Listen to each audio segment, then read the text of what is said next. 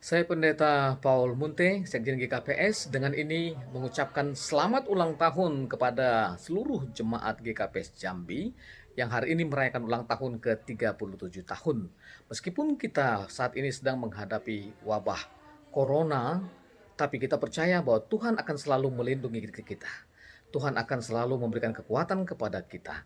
Dan sekali lagi, saya mengucapkan selamat ulang tahun Jemaat GKPS Jambi yang ke-37 tahun. Tuhan memberkati. Horas ma bani nasyam haganup na hinaholongan Jemaat GKPS Jambi.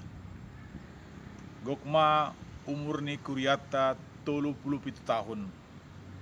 Ay pardalanan na gok malas niuhur pakon pasu-pasu na binere ni Tuhan. Bani situasi nuan on ma panorang ni mambahen perenungan na bagas kubata terlebih na siam. Salah sada nih tahun pemerintah ta jaga jarak. Jaga jarak sedo lang maperdiate hasoman. Jaga jarak aima sada momentum ase soh kita tokin mambahin rencana-rencana na baru, janah mambahin pangarapan na baru hubani Tuhan.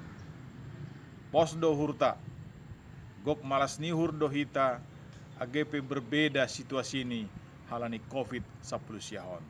Horas ma, selamat ulang tahun.